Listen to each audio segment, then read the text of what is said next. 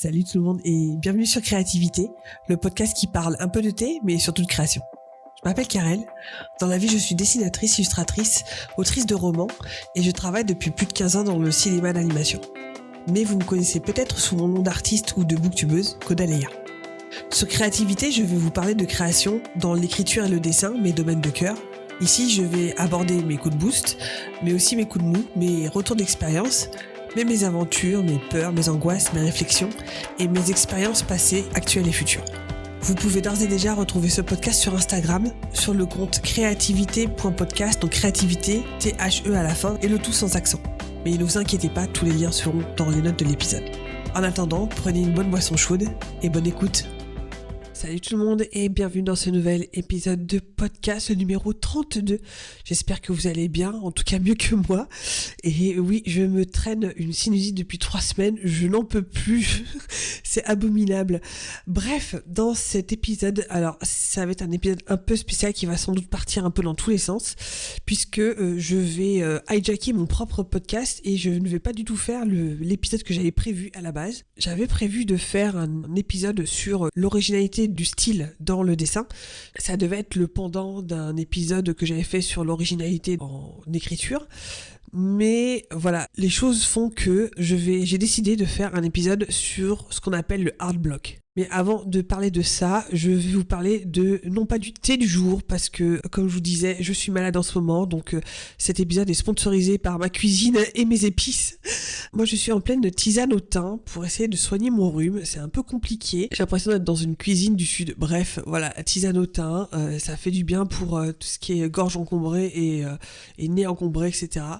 C'est pas ce que je préfère, je dois avouer, mais bon, il faut ce qu'il faut pour soigner ce foutu rhume. Alors, je tiens à m'excuser si je parle du nez, voilà, je suis enrhumée, comme on dit, donc j'espère que vous ne m'en tiendrez pas rigueur. Alors pour la petite anecdote, on m'a fait remarquer il y a 1 ou 2 semaines que même si à la base sur ce podcast, mon ambition c'était de parler autant de dessin que d'écriture, le fait est que, en effet, je me suis rendu compte que j'ai parlé beaucoup plus d'écriture que de dessin. Je me suis dit que c'était peut-être quelque chose qu'il fallait un petit peu revoir, et donc c'est pour ça que j'avais voulu faire cet épisode sur le style, l'originalité du style dans le dessin. Mais comme je vous disais, j'ai un peu bousculé la programmation pour vous parler du hard block, parce que c'est tout simplement ce que je suis en train d'expérimenter depuis maintenant plusieurs mois, je dirais. Je vous renvoie vers l'épisode 2, comme quoi, il y a quasiment 1 an, je vous en parlais déjà, de fait que je crois que c'est donc l'épisode 2, si je n'arrive plus à dessiner, et on est typiquement dedans. Mon ambition dans cet épisode, c'est plus de vous parler de ce que je ressens en ce moment, de comment ça se passe, pas forcément de vous donner des clés pour essayer de sortir du hard block, tout simplement parce que je n'y arrive pas pour l'instant, et je pense que ce ne sera que du temps qui guérira l'affaire. Alors pour vous expliquer un petit peu, je pense que, là je vous parle, j'ai pas réécouté ce fameux épisode 2, donc ça se trouve je vais un petit peu me répéter, mais voilà, ça fait depuis quasiment 1 an que j'ai vraiment beaucoup de mal à dessiner. Le fait est que l'année dernière, il y a quasiment 2 ans, donc en 2022, voilà c'est ça, on va pas remonter trop tôt non plus. En 2022, j'avais consacré vraiment toute mon année à faire un portfolio dont je suis très fière, que je suis très contente d'avoir fait. Donc un portfolio de Cara Design où j'avais notamment designé les 3 mousquetaires version Star Wars. C'était un portfolio qui me tenait à cœur parce que c'était quelque chose que je ne m'étais jamais autorisée à faire, c'est-à-dire à postuler, pourquoi pas, à Star Wars, Lucasfilm et Disney, parce que j'avais toujours eu ce sentiment d'infériorité par rapport à cette espèce de syndrome de l'imposteur qui me dit mais t'as pas ta place dans ce genre de choses, même si t'es fan jusqu'au bout des ongles, même si t'as des capacités artistiques on va dire, mais je m'étais toujours dit que qu'est-ce qu'ils voudraient faire de moi, ma pauvre petite fille au fin fond de la France, au fin fond de la Belgique, alors que eux en Californie ils ont tout ce qu'il faut, ils ont toutes les écoles, ils ont tous les artistes à portée de main, ils ont qu'à se baisser pour aller pour en choper un. Donc à quoi bon à quoi quoi bon postuler, à quoi bon... même si depuis que j'ai 6 ou 7 ans, je veux faire du dessin animé chez Disney et que je suis fan de Star Wars depuis à peu près cette époque-là aussi, pour moi c'était vraiment une espèce d'objectif qui était juste inatteignable pour moi. Déjà parce que je suis une fille, déjà parce que je suis de l'autre côté du monde et que en fait voilà, comme je vous disais, ils ont tout ce qu'il faut à la maison, donc pourquoi est-ce qu'ils viendraient chercher quelqu'un de l'autre côté du monde? Et cet état d'esprit m'a poursuivi pendant très très longtemps jusqu'à un déclic il y a pas si longtemps que ça. Je pense que c'est grâce au Lucasfilm avec qui j'en avais discuté. Et il m'a fallu juste limite avoir en fait une autorisation extérieure qui elles m'ont dit mais vas-y fais-le et n'aie pas de regret quoi. Et je me suis dit merde, pourquoi, oui. Et puis au pire qu'est-ce qui m'arrive, en fait il me rappelle pas et puis c'est tout quoi. J'en mourrai pas, je travaille, j'arrive à payer ma maison, c'est pas comme si le monde s'effondrait. Bon, j'aurais peut-être un petit peu de déception, mais ce serait aussi une opportunité qui pourrait ouvrir sur d'autres opportunités plus tard. Je veux dire, c'est pas parce que j'envoie mon portfolio le lundi que mardi j'ai une réponse, ou que si j'en ai pas mardi, c'est foutu quoi. Bref, tout ça pour vous dire que depuis que j'ai eu ce déclic, je me suis vraiment donné à fond dans ce portfolio. J'ai passé, comme je vous disais, toute mon année 2022 dessus, tous les dimanches. Notamment, je streamais ça tous les dimanches, donc personnage après personnage. J'avais fait toute la trame de ce que je voulais faire, entre donc les designs, entre model sheet, entre les expressions du visage, les posings, etc. Donc je voulais avoir un portfolio assez complet sur ces 4 personnages-là. Alors idéalement, évidemment, il y a plein d'autres personnages dans l'univers des Trois Mousquetaires que j'aurais pu faire en plus. J'aurais pu faire Richelieu, j'aurais pu faire Milady, j'aurais pu faire Rochefort, j'aurais pu faire il y avait la reine, le roi, bref. Je pense que j'y serai encore. Ce qui n'aurait pas amélioré notre affaire. Bref, tout ça pour dire que donc j'ai passé un an entier dessus et que ce projet que j'ai mené vraiment de fond en comble, à fond, pendant tout 2022 a fait qu'en 2023, j'ai senti tout de suite que c'était compliqué. Je vous renvoie encore vers cet épisode numéro 2. C'est que après ce portfolio, j'ai senti que c'était de plus en plus difficile. J'avais encore des obligations, on va dire, parce que notamment la convention Star Wars que j'ai fait au mois d'avril-mai, il fallait forcément que je fasse des goodies, donc il fallait que je produise des choses. Et j'ai senti quand même qu'il y avait des choses qui avaient été un petit peu cassées et qui ne revenaient pas aussi facilement et aussi simplement qu'avant. Et au fur et à mesure de l'année, je me suis rendu compte que c'était vraiment compliqué. J'arrivais plus du tout à dessiner. J'avais terminé un sketchbook. D'ailleurs, je pense que je l'avais terminé. J'avais montré ça en direct sur Twitch à ce moment-là.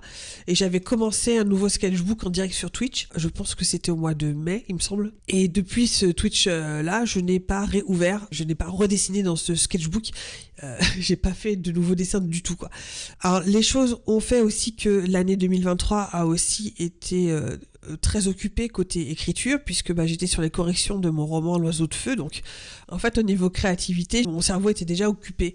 Et ce qui est assez étonnant, c'est que jusqu'à maintenant, j'arrivais à être sur les 2 plans différents, mais en même temps, j'arrivais à faire Inktober et enchaîner avec le NaNoWriMo en 2017, par exemple. C'est ce que j'ai fait. D'ailleurs, j'avais réussi les 2. J'avais réussi l'Inktober et le NaNoWriMo. Donc voilà, c'est pour vous dire qu'à un certain moment de ma vie, j'arrivais à faire les 2, j'arrivais à dessiner, j'arrivais à écrire à peu près, ou en même temps ou juste après. C'était pas vraiment un souci à ce moment-là. Mais là, je n'avais plus la place pour les 2. L'un avait un peu remplacé l'autre. Et là, maintenant que j'ai terminé L'Oiseau de Feu, que le manuscrit est terminé, je me suis dit que j'allais reprendre un petit peu le dessin. Et en fait, c'est aussi au moment où à la fin de l'année, en général, sur Instagram, pour les artistes, il y a toujours un petit rituel, si vous voulez. Je sais plus si c'est le top 9 ou si c'est... c'est ça, c'est le art versus artiste, où vous composez un petit visuel avec votre tête au milieu et vos productions préférées de l'année. Et je l'ai fait l'année dernière, et en fait, quand j'étais chercher les dessins que j'avais faits, je me suis rendu compte de la pauvreté de ce que j'avais fait. C'est-à-dire que j'avais très très peu de dessins terminés. J'avais quelques croquis. En fait, j'avais essentiellement des croquis et très très peu de dessins terminés. je me suis rendu compte que ça allait être très très difficile de remplir ce truc-là. J'ai fini par le faire, hein. Je peux vous renvoyer le lien vers ce truc-là pour que vous rendiez compte. Et encore, tout n'est pas dedans évidemment, mais je me suis rendu compte aussi d'habitude, enfin je dois faire une sélection justement, parce que donc il y en a 1, 2, 3, 4, 5, 6, 7, 8, il y a 8 dessins à mettre. Et bon d'habitude, je dois faire un choix entre plein de dessins. Et là en fait, il y avait très très peu de dessins que j'ai pas mis dedans. Quand je m'en suis rendu compte, je me suis dit aïe, ça c'est pas normal. Et je me suis rendu compte aussi pendant toute l'année 2023, c'est que j'ai également très très peu dessiné sur mon iPad. Comme je vous disais, mon sketchbook j'ai à peine touché. Mon iPad, j'ai eu beaucoup de mal à m'y mettre. D'habitude, j'avais aucun souci à dessiner dedans, que ce soit à crobarder devant la télé ou alors à faire des dessins beaucoup plus poussés, voire finis.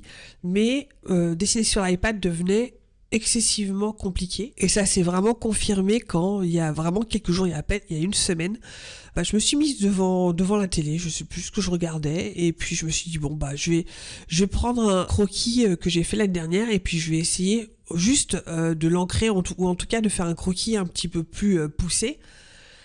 Et j'ai tenu 2 minutes. J'ai pas réussi à faire grand chose de plus. C'est très bizarre et très difficile à expliquer. Ce que j'ai pu ressentir à ce moment-là, c'est que chaque trait que je faisais sur l'iPad était insupportable. C'était presque physiquement douloureux. J'avais pas des douleurs dans le bracelet, dans le dans le poignet ou quoi que ce soit, mais chaque trait était intolérable. J'avais l'impression d'être devant une équation à 2 inconnus que j'avais pas envie de faire, quoi. Et là, je me suis dit ok, j'ai reposé l'iPad et j'ai fait c'est pas le moment. Et j'ai pas envie de me forcer, parce que je sais que c'est vraiment antinomique et que c'est pas du tout ce qu'il faut que je fasse. Je pense que me forcer aggraverait la situation. Et j'ai l'impression, tout simplement, que au fur et à mesure, j'ai asséché mon puits, et que non seulement le puits il est vide, mais j'ai commencé à creuser, quoi. Et donc il va falloir du temps pour remettre de l'eau dans le puits, pour remettre de l'envie surtout, mais le pire c'est que j'ai envie, c'est juste que ça suit pas, quoi. Et évidemment il y a plusieurs peurs qui se grèvent dessus. Il y a la peur d'avoir déjà du mal à revenir, de mettre du temps à revenir. Il y a aussi la peur de limite de plus savoir comment décider quand on va s'y remettre, d'avoir perdu la main en quelque sorte, de s'être rouillé, c'est sûr, hein, ce sera forcément le cas. Mais ça, ce sont aussi des appréhensions qui n'ont pas forcément lieu d'être, parce que rien ne nous dit que ça va pas revenir, et que ça va pas revenir de manière naturelle, on va dire. Et pour le coup, je pense que le mieux que je fasse pour l'instant, c'est de ne pas forcer, comme je vous disais. Peut-être de tenter quand je le sens, quand quelque chose me dit que j'ai le temps et l'espace de cerveau nécessaire pour m'y mettre. Mais surtout que si ça marche pas, et que ça sert à rien de forcer. Et je me dis que ça pourrait être aussi le moment de découvrir autre chose, en fait, de mettre entre parenthèses le dessin, ce qui en soi, je vous dis ça, mais c'est un peu alien dans ma bouche, parce que j'ai toujours fait ça, j'ai toujours dessiné tout le temps, et c'est très très bizarre de m'entendre dire je vais pas dessiner. Je vais avoir des dossiers vides sur mon disque dur, et, ça me paraît très bizarre, mais je me dis que ça pourrait être le moment d'utiliser ma créativité pour faire autre chose, parce que comme je vous disais, hein, ce podcast c'est créativité, et je parle du dessin et de l'écriture, mais ça pourrait être aussi je me suis dit tiens, ça fait longtemps, ça me titille d'apprendre à coudre. C'est con, mais je me suis dit que c'est toujours utile de savoir faire un ourlet, déjà, de 1, et ça pourrait être encore plus sympa de se faire des fringues, des robes, des pantalons, des trucs à notre taille, des trucs à notre gabarit, etc. Et encore mieux, si c'est quelque chose que j'aime bien, pourquoi pas de faire des cosplays, ça me plairait bien. Mais je suis nulle en, notamment tricot, etc. Je suis vraiment, j'ai 2 mains gauches dans des gants de boxe, quoi. Mais je me suis dit que ça pourrait être quelque chose de nouveau à découvrir, quelque chose de nouveau à faire, et une façon nouvelle d'utiliser un petit peu ma cervelle, quoi. Donc je me disais que ça pouvait être le moment idéal, parce que à ce moment-là, j'ai de la place, si vous voulez. Et peut-être que le fait de pas dessiner pendant très longtemps va un petit peu créer de la frustration et créer l'envie, en fait, de s'y remettre, et qui va m'aider à remplir ce puits dont je vous parlais. Alors certes, je n'arrive pas à dessiner en ce moment, mais je me dis que ça pourrait être intéressant quand même de faire des épisodes dessus. Je vais vous avouer que j'ai beaucoup moins d'inspiration. C'est pour cela que je vais faire appel à vous. Qu'est-ce que vous voudriez que j'aborde dans le thème du dessin ? De quoi voudriez-vous que je parle, en tout cas en matière de dessin ? que ce soit de style, je sais pas. Enfin, justement, j'ai un petit peu moins d'inspiration à ce niveau-là, c'est assez bizarre, mais voilà, si vous avez envie que je vous parle de quelque chose en particulier, n'hésitez pas à me mettre des commentaires sous cet épisode, que ce soit sur Instagram, que ce soit sur vous-même m'envoyer un mail si vous voulez, que ce soit sur Patreon aussi. N'hésitez pas aussi à aller sur Patreon parce que dès que cet épisode-là est disponible pour tout le monde, l'article sur Patreon est aussi ouvert à tout le monde. Donc même si vous n'êtes pas abonné, il vous est accessible. Bah voilà, c'était un peu mon épisode sans dessus-dessous, mais je voulais vous en parler parce que c'est ce que je vis là en ce moment, donc et que c'est très difficile pour un artiste d'avoir un hard block. C'est un peu une peur qu'on a, peur de la page blanche, mais je pense que c'est juste parce que j'ai trop tiré sur la corde, quoi. Donc voilà, il faut apprendre de ses erreurs et surtout essayer de prendre soin de soi. Je pense que c'est le plus important et le reste va suivre. Voilà, écoutez, je vous fais des bisous. Je pense à tous les dessinateurs et tous les écrivains qui sont dans des hard blocks et dans des pages blanches. Soutien, gros soutien à vous. Je vous fais des bisous et je vous dis à la prochaine dans un nouvel épisode. Ciao. Merci d'avoir écouté cet épisode. Si vous appréciez ce podcast, n'hésitez pas à laisser un commentaire sur mes réseaux ou 5 étoiles sur votre application de podcast préférée. Et si vous voulez engager une conversation, vous pouvez d'ores et déjà me trouver sur mes comptes personnels, Instagram, Twitter ou Twitch, sous le nom de Caudaléa, et sur le compte Instagram de ce podcast, Créativité, THE, tout sans accent, .podcast. Je vous dis à la semaine prochaine, et d'ici là, créez avec passion. Bye!